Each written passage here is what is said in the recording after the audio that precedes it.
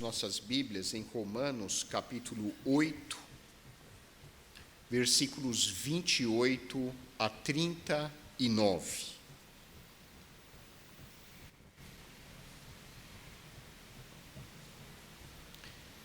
Diz assim a palavra de Deus: Sabemos que todas as coisas cooperam para o bem daqueles que amam a Deus, daqueles que são chamados segundo o seu propósito.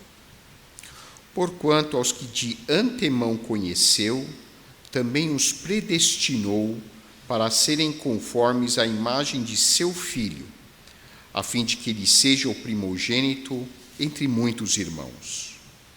E aos que predestinou, a esses também chamou. E aos que chamou, a esses também justificou. E aos que justificou, a esses também glorificou.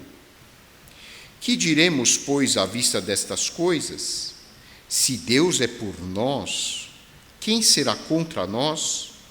Aquele que não poupou o seu próprio Filho, antes por todos nós o entregou, porventura não nos dará graciosamente com ele todas as coisas?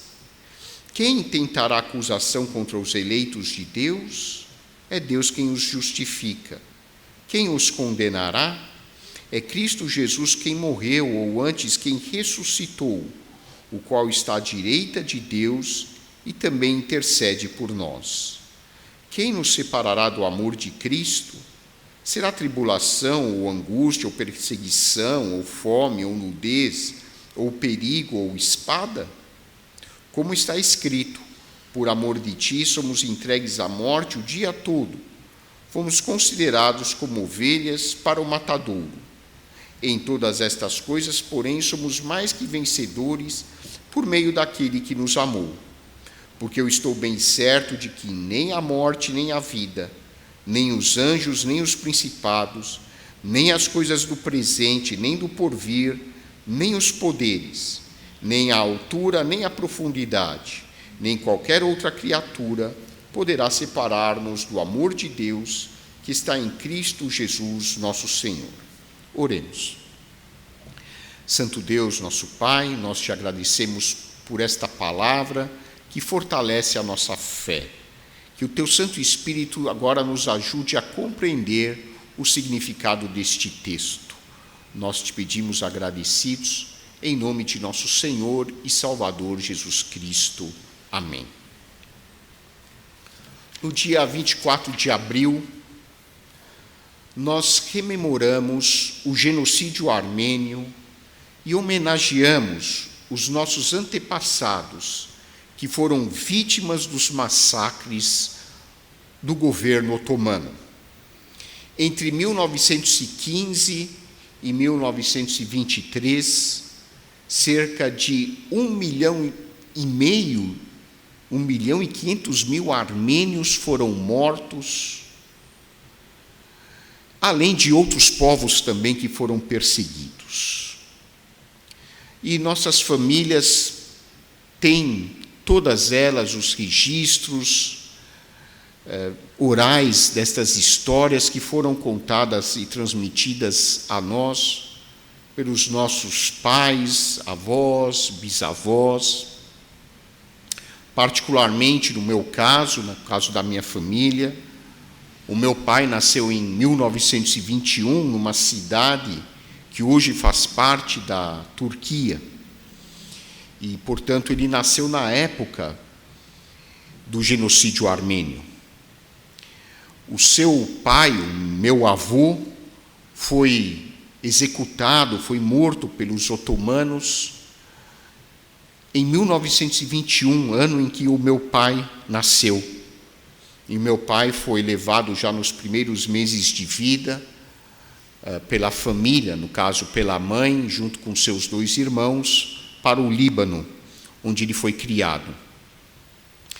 E muitos armênios, então, fugitivos, refugiados do Império Otomano, acabaram migrando para as terras do Oriente, para o Líbano, para a Síria, para a Jordânia, para o Egito, e depois de lá acabaram indo para outros países. Muitos foram para a Austrália, outros foram para os Estados Unidos, outros para a América do Sul, Brasil, Argentina, Uruguai, entre outros países.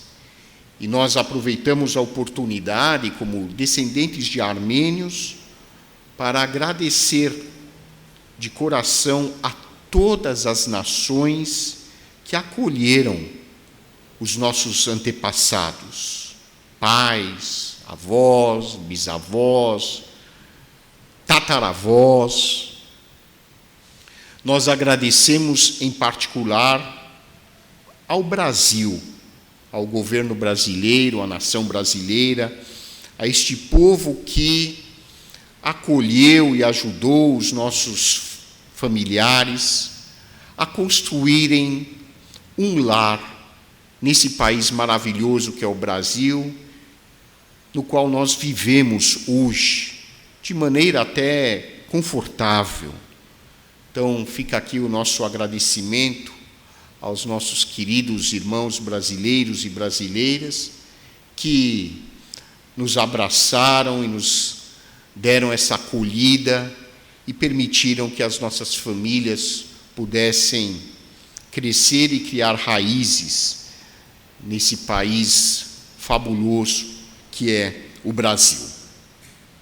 Como descendentes de armênios, nós honramos, reverenciamos a memória dos nossos antepassados, dos nossos mártires, que abriram mão, renunciaram às suas vidas em defesa de sua fé. Os nossos antepassados seguiram o enunciado de Jesus Cristo, registrado no Evangelho de Lucas, capítulo 9, versículos 23 e 24, onde o nosso Senhor afirmou: se alguém quer vir após mim, a si mesmo se negue, dia a dia tome a sua cruz e siga-me. Pois quem quiser salvar a sua vida, perdê-la-á. Quem perder a vida por minha causa, esse a salvará. Aqui Jesus mostra aos seus discípulos que a vida cristã tem um preço. E às vezes, em circunstâncias extremas, como foi o caso dos nossos pais e avós, esse preço é a própria vida. A ponto de, em casos radicais como este, que foi o genocídio armênio, nós teremos que abrir mão da própria vida para não renunciarmos à nossa consciência, para não renunciarmos à nossa fé, para não renunciarmos ao cristianismo. E assim agiram os nossos antepassados. Que Deus ilumine a nossa história, que Deus abençoe a memória dos nossos antepassados em nossa tradição, em nossos corações, e que essa memória sirva então sempre de estímulo para a nossa fé, para a nossa fidelidade a Cristo. Muitas vezes a nossa fé será ameaçada, muitas vezes virão tentações para nós renunciarmos aos nossos valores, e que nós possamos nos lembrar do exemplo dos nossos familiares, que em momento algum abriram mão dos seus valores e princípios fundamentais e preferiram a morte, a tortura, o sacrifício, a renunciarem à sua fé cristã. Mas nós aproveitamos o dia de hoje e homenageamos não apenas os nossos antepassados armênios, nós homenageamos todos aqueles cujas vidas foram ceifadas pelo ódio, pelo preconceito, pela intolerância. Nós aproveitamos e homenageamos muitos povos africanos que foram escravizados, tiveram as suas vidas ceifadas devido ao preconceito, devido ao ódio, à ignorância. Nós homenageamos os judeus que foram mortos pelos nazistas. 6 milhões de judeus, além de outros povos, foram dizimados pelos nazistas. Ódio racial.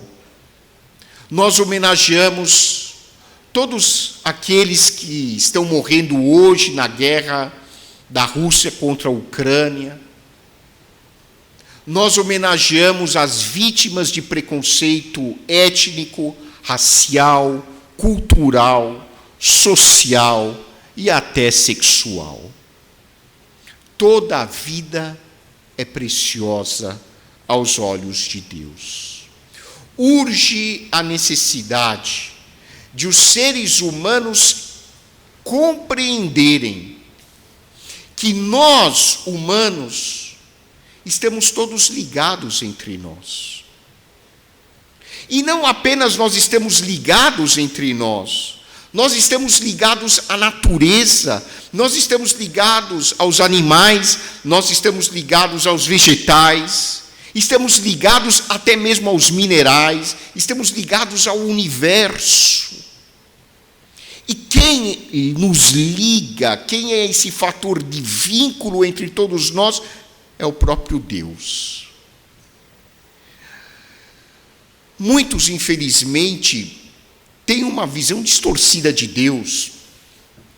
E essa visão extremamente distante de Deus, aquele Deus antropocêntrico, antropomórfico, que está sentado, a Bíblia diz isso, mas isso é uma metáfora, lá em algum trono no espaço sideral. Muitos, por não entenderem que isso é uma imagem simbólica de Deus, acabaram criando a noção de um Deus muito distante.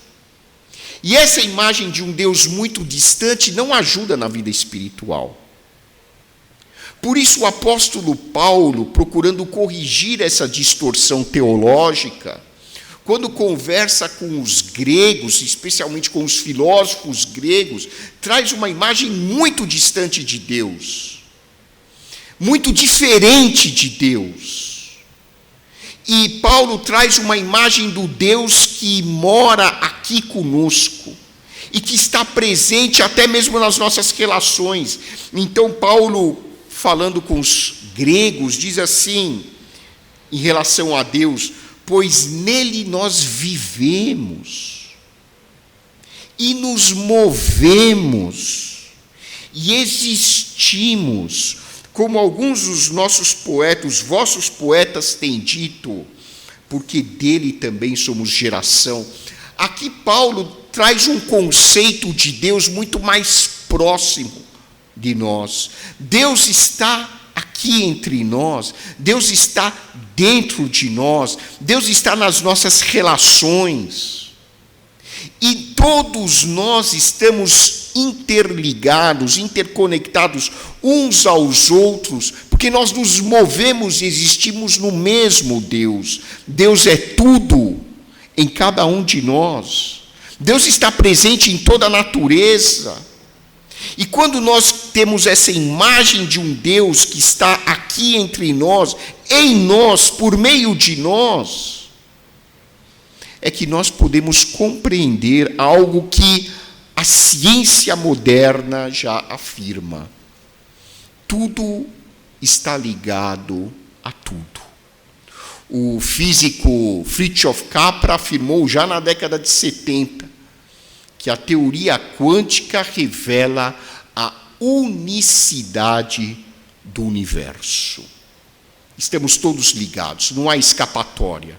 Portanto, e isso é importante que as pessoas aprendam, quando nós agredimos, qualquer ser humano, quando nós fazemos mal à natureza, quando nós somos violentos contra quem quer que seja, até mesmo contra um animal ou um vegetal, contra o meio ambiente, toda a humanidade vai pagar o preço disto. Todos nós vamos sofrer, porque todos nós estamos ligados. Quando um sofre, todos sofrem. Quando um país faz um teste com uma bomba nuclear, a natureza sofre. E eu fico pasmo e triste quando eu escuto pessoas que ainda não compreenderam esse princípio, ainda culpando Deus. Porque Deus permitiu que ocorresse essa tragédia em tal país? Porque Deus permitiu que houvesse esse terremoto? Porque Deus permitiu aquela inundação? Porque Deus, sendo um Deus de amor, não olha para o sofrimento dos seus filhos? E eu fico imaginando Deus dizendo para o ser humano: vocês não entenderam nada, são vocês que estão causando tudo isso. Deus está respondendo por meio da sua palavra, dizendo que somos nós que ainda vivemos de maneira irracional, de maneira não espiritual, e é a nossa falta de espiritualidade que leva a tantas tragédias na natureza. Não é Deus quem causa, somos nós que causamos. Quando 1,5 milhão de armênios são mortos, quando negros e pobres são maltratados e mortos, quando pessoas são vítimas de violência porque são mulheres, ou porque são homossexuais, ou porque são marginalizados, todo o universo sofre. Enquanto as pessoas não entenderem esse princípio que é bíblico, além de científico, nós vamos continuar maltratando a nós mesmos.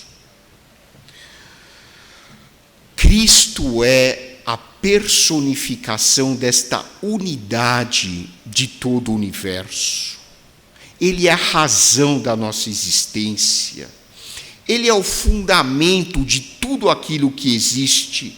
E por isso a Bíblia diz que tudo foi feito por meio de Cristo e para Cristo. Tudo converge para o Senhor Jesus. Ele é a encarnação da unidade de todo o universo. Por isso que Jesus, que nós chamamos de Filho de Deus, e o Evangelho de João fala que ele é o Filho de Deus, mas Jesus raramente usou essa expressão para se referir a si mesmo. Aliás, provavelmente Jesus nunca usou essa expressão. A expressão que Jesus gostava de usar era Filho do Homem. A expressão Filho de Deus é usada muito pelos teólogos, mas Jesus gostava de referir a si mesmo como: eu sou o Filho do Homem. Tal a sua identificação com o ser humano. Cristo é a nossa rocha. E nesses momentos tão turbulentos da nossa história, é nele que nós podemos descansar, e é por meio dele que nós podemos traçar os nossos planos de vida.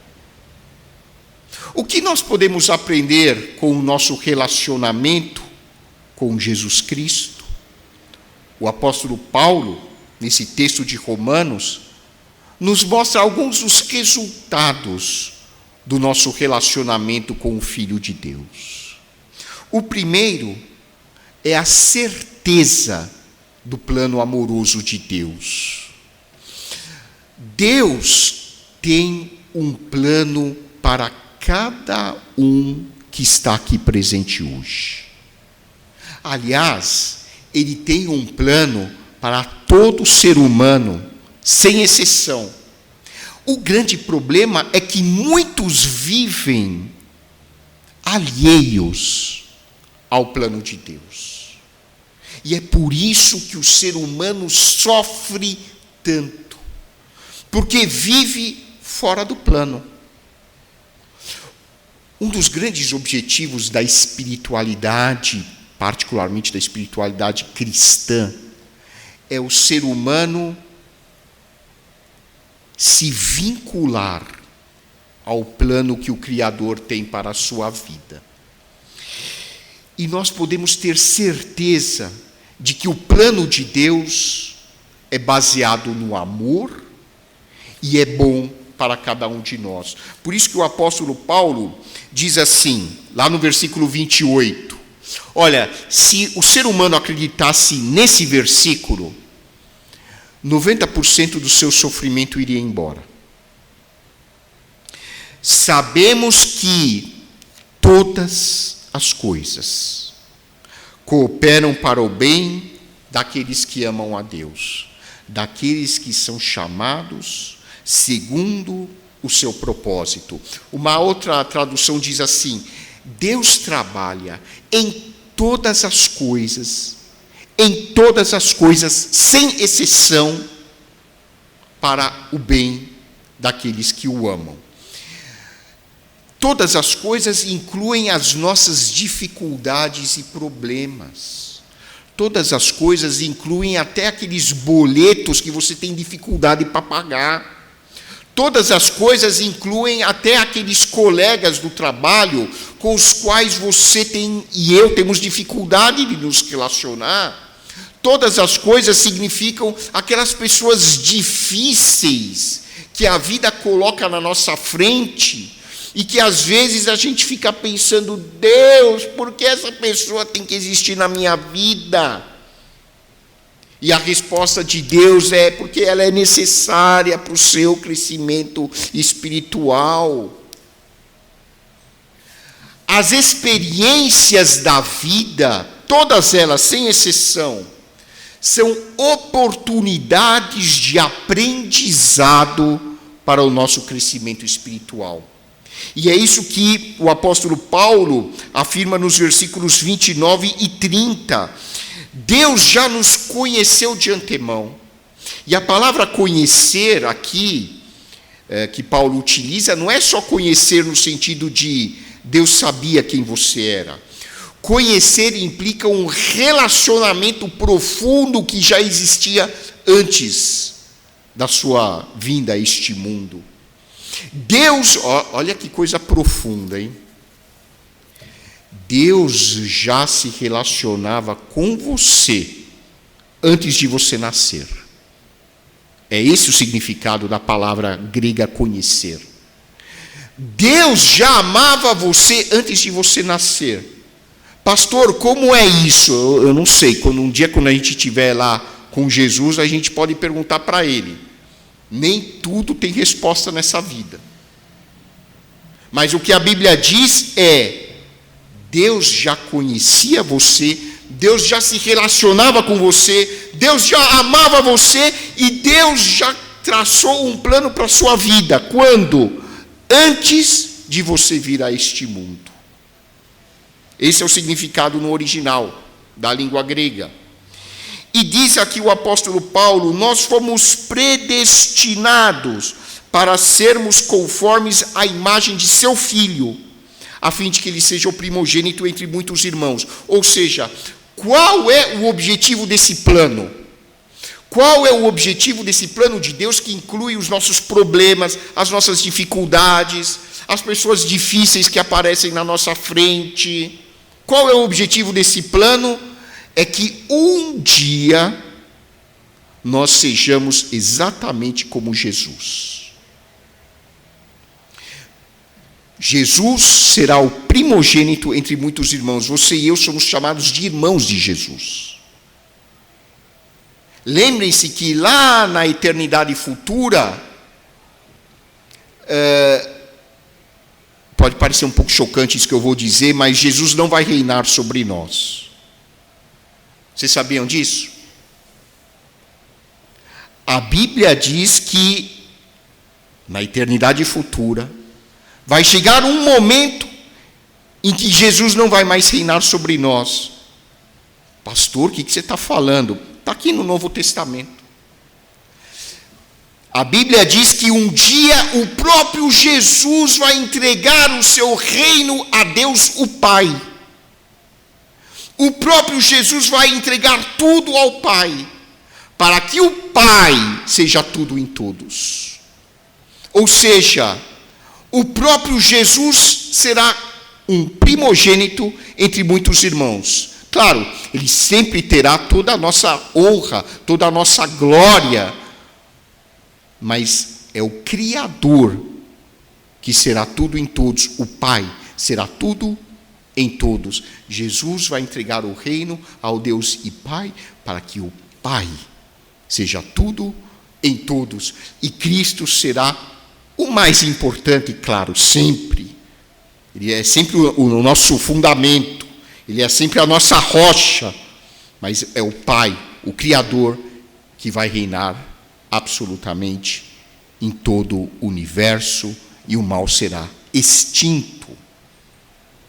E aí no versículo 30 o apóstolo Paulo diz: a esses que Deus predestinou, a esses também chamou, aos que chamou, a esses também justificou, aos que justificou, a esses também glorificou. O que vocês, que são amantes da gramática, perceberam no emprego desses verbos?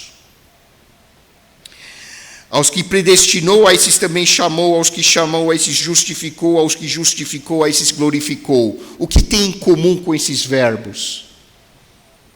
Isso, vocês estão muito bons de gramática. São verbos que estão no passado. Até o termo glorificou, que se refere à eternidade, está no passado. Mas sabem por que está no passado? Porque já foi decretado. E aquilo que Deus decretou, ninguém consegue se opor a isso. Aquilo que Deus decretou vai acontecer. É só questão de tempo. Deus já predeterminou que nós seríamos chamados pelo Espírito Santo, que nós seríamos declarados justos pela fé em Cristo e que nós um dia seremos glorificados. Tudo isso está no passado porque é um plano que já foi pré-determinado. Agora ele está simplesmente sendo executado. Nós estamos na fase de execução do plano de Deus. Execução. As coisas estão acontecendo para nós, mas elas já estão decretadas lá no passado. Já foram decretadas. E no futuro vai haver, então, o cumprimento total, final, de todo esse projeto de Deus para os seres humanos. E um dia, como diz a palavra de Deus, está nos decretos de Deus, não fui eu que decretei, não foi nenhum de nós que decretou, foi Deus que decretou. Toda criatura que um dia surgiu nesse universo vai adorar a Jesus e glorificá-lo, para que Deus Pai seja glorificado. Todo joelho se dobrará, toda língua confessará que Jesus Cristo é o Senhor, para a glória de Deus Pai. Amor total, Deus em todos. Esse é o futuro. Agora, nesse momento, infelizmente, nós ainda vamos passar por muitas dificuldades. Eu não quero desejar o mal para você, mas eu posso te garantir que alguns de nós, talvez todos nós, amanhã, daqui a um mês, daqui a alguns anos, vamos ficar doentes, vamos morrer. É chato dizer isso, mas nós não vamos viver para sempre, não. Eu lamento dizer isso, mas nós vamos morrer. Nós vamos adoecer. Vão falar mal de nós. Os boletos vão chegar e você muitas vezes não vai ter dinheiro para pagar os boletos. Essa é a realidade que não só o brasileiro, o mundo todo enfrenta. Alguns ficarão desempregados. Outros vão ficar na fila do SUS, vão esperar meses para conseguir uma consulta, um exame mais sofisticado. É a vida. E Deus permite isso, para que nós possamos amadurecer. É importante que se diga que boa parte do sofrimento que nós passamos aqui, Deus permite, mas fomos nós que causamos. Não é Deus que causa o sofrimento. Nós causamos o sofrimento e Deus permite que nós passemos pelos problemas que a própria humanidade criou, para que nós possamos amadurecer. Mas existe um grande resultado também do nosso relacionamento com Deus, que é a certeza da graça de Deus. Aqui no versículo 31 e nos versículos que se seguem, o apóstolo Paulo diz que nós podemos estar convictos de que Deus está conosco. A graça de Deus está conosco. A graça de Deus, o poder de Deus nos capacita. E Deus nunca vai tirar esse poder de você e de mim. Se Deus é por nós, quem será contra nós? Como diz um teólogo, nem mesmo você pode ser contra você mesmo. E mesmo que você esteja contra você mesmo, mesmo que você se rejeite, mesmo que você não queira o bem a você mesmo, Deus nunca vai se colocar contra você. Nunca. E como é frequente nós alimentarmos, às vezes, pensamentos e diálogos internos negativos em que nós nos machucamos, nós nos sabotamos, nós nos agredimos, nós nos criticamos, nós falamos coisas muito duras e ásperas contra nós mesmos. Mas a Bíblia diz, se Deus é por você, quem será contra você? Nem mesmo você pode estar contra você mesmo, porque Deus é por você. Quem intentará acusação contra os eleitos de Deus? É Deus quem os justifica, é Deus quem os declara inocentes. Então, quando você ficar se culpando, se martirizando, lembre-se, Deus já perdoou você em Cristo Jesus. E Ele continuará perdoando. É claro que muitas vezes nós cometemos erros graves. E é importante, e é um bom sinal de saúde espiritual e mental, nós lamentarmos esses erros que nós cometemos. Mas é importante também nós sabermos que, por pior que seja o erro que nós cometemos, isso nunca afetará o nosso relacionamento com Deus. Por quê? Porque o nosso relacionamento com Deus não se baseia em obras. O nosso relacionamento com Deus se baseia exclusivamente na graça de Deus. O nosso relacionamento com Deus se baseia numa rocha, que é Jesus Cristo. O nosso relacionamento com Deus se baseia não naquilo que nós fazemos ou deixamos de fazer, mas se baseia naquilo que Cristo fez por nós. E o que Cristo fez por nós é algo duradouro. E isso é a base para que nós tenhamos uma fé robusta e sólida. Amanhã eu vou errar. Eu quero errar o mínimo possível, mas eu sei que eu vou errar. E você também vai errar. A gente vai ter momentos em que a gente vai perder a paciência, a gente vai falar coisa que não deve. Mas saiba que Deus nunca vai abandonar você por causa dos seus erros, jamais. E finalmente nós podemos ter a certeza da vitória. Cristo nos dá a certeza da vitória.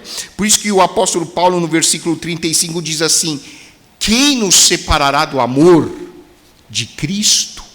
E aí ele cita um monte de coisas ruins, de problemas, de dificuldades. É morte, é perseguição, violência, nudez. E a gente pode colocar nos dias de hoje desemprego, doença, marginalização social. Nada disso poderá nos separar do amor de Cristo. Nada disso poderá nos separar daquilo que Deus já decretou para você, que é a vitória. E vitória não significa conforto nessa vida. Vitória significa que um dia você e eu seremos como Jesus Cristo é, plenamente maduros espiritualmente.